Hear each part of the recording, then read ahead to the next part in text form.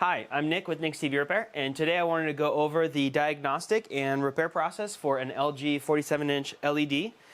This is a model number 47LW5600. So it's an older LED from LG, and it says May 2011. So this is a actually very nice LED TV. I think the picture quality on this set is better than most LED TVs that are sold today. So it's a nice set. We're going to try and fix it. We've done a lot of repairs on this one, this model type. I actually have not yet plugged this in, so I don't know what's going to happen. So we'll go ahead and kind of do everything fresh and see what's going on together.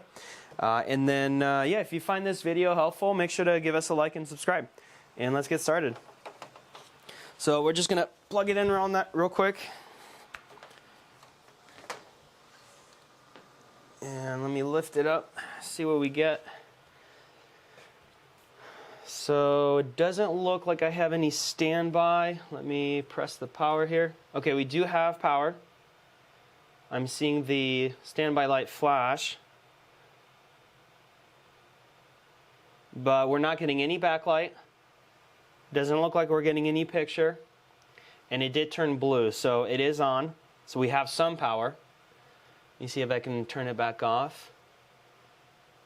We can. Okay, so it looks like I can turn it on and off, but I have no picture, no backlight, and that's all we're getting. All right, so our next step is we're just going to go ahead and take it apart and see what's going on inside. Okay, so now that we got all the screws out, let's go ahead and lift off the back cover. And be careful with this because it is sheet metal, so it can be pretty sharp. You don't want to slide your hand across the metal here. You can get cut pretty easily. Okay, so this is what we have inside. We really have just 3 circuit boards. We have our power supply board, our main board, and our T-con board down here. And our main focus, I believe, is going to be on the main board. Like I said, we've done a lot of repairs on these models before, and it's very rare to see any issues with any of the circuit boards aside from the main board. The main board is the most commonly failing part in this set. We're going to check for shorts. So I don't have power connected, and on my multimeter, I'm going to go to resistance mode. And one thing we're going to check for is shorts on and around this IC chip here. The manufacturer is Silicon Image, and they do a lot of chips for HDMI processing. Now, one of the reasons we're focusing on this one is because I believe the customer mentioned some sort of power surge or lightning strike, and generally when that happens, the surges will enter through the TV via the HDMI cables. So if that was the case, then this is the first chip that is in line and would get damaged. So we're going to do an ohm and resistance check on the capacitors around it. So I'm going to put my leads on either side of some of these capacitors here, and we're going to check the resistance. And I'm getting 8K ohms, so that's 8,000 ohms. That's good. 0.9K ohms, so about 1,000. Same thing here. I'm going to go ahead and disconnect the main board. We're going to remove the connectors, remove the screws, and flip it over and do a couple more measurements on the back. So same thing, we're in resistance mode in ohms, and we're going to do a few more measurements here. We're seeing about 0.5K ohms, so that's 500 or so ohms, and that's correct. Same thing here and same thing here, it looks like, yeah. Okay, so my initial guess was incorrect. It doesn't look like we have a short here. So my next guess is we're probably going to be looking at a processor failure. On the back side, we're going to be disconnecting these 4 pins that are holding in the heatsink. And they're just made out of plastic, and they have these little tabs that we have to squeeze on each side. So using my needle nose pliers, I'm going to pinch it and then push it down a little bit.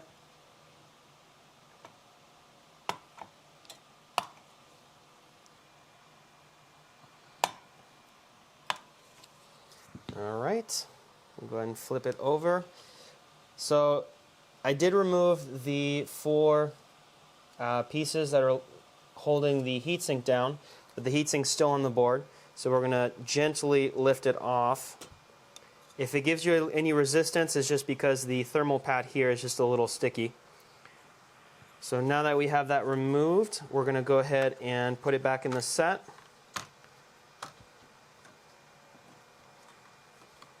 And I'm just going to put 2 screws back in, just so that we can hold the board in place, since we're going to be lifting the TV up a little bit to check the screen in a second. And we're going to go ahead and reconnect everything. Now our next step is we're actually going to heat it up with a hot air gun. If you don't have this at home, you could probably use a hair dryer for a little bit longer, since they won't be putting out as much heat. But what we're going to do is essentially just heat up the processor chip for a little bit. And what that'll do is it'll actually cause some expansion on some of the solder joints between the chip itself and the circuit board. So often what will happen is we get micro fractures on these solder joints, and applying heat causes those joints to expand and force contact temporarily. So if it works after heating it up, we know that that's the issue. If it doesn't, then we might have to do a little bit more troubleshooting. So we're going to go ahead and do about 15 seconds.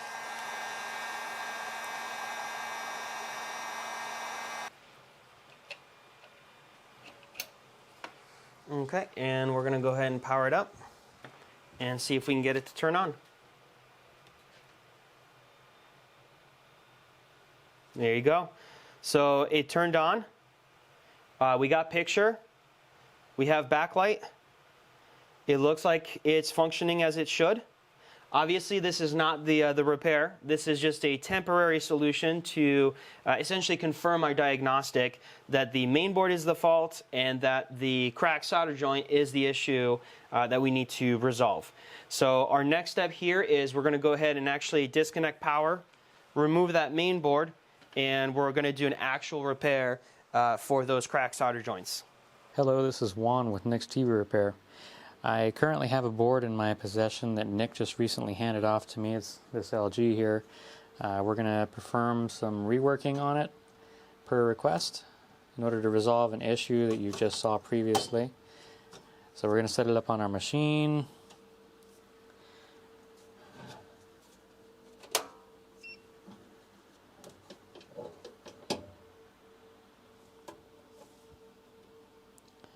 You'll notice that we're using a high-end machine here. It's not a hot air gun or an oven. And the reason for that is because you want to target the area that you're going to repair, or in this case, you're going to specifically target the area you're going to rework, whether it be just a reflow, a reball, a replacement of this chip. A reflow is the act of melting the solder balls, which connect the processor chip to the circuit board, thus renewing those connections. A specialized rework machine is required to properly perform this task. For more details, you can watch our reball video linked in the description below. So today we're going to go ahead and do a standard reflow, which is a rework, because we have no reason to do a reball or a replacement at this time.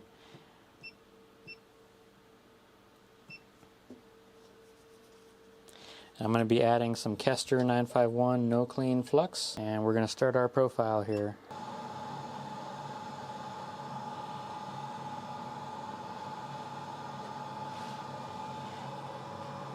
We're getting pretty close to reaching our desired reworking temperature for this non-leaded solder.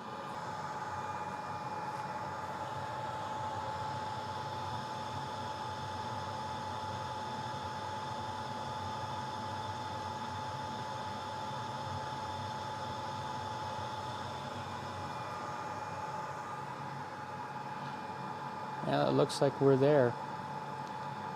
We'll let it sit for a couple of seconds, and then we'll call this board good. One thing I forgot to mention is that we checked the capacitors after the repair on the back of the CPU.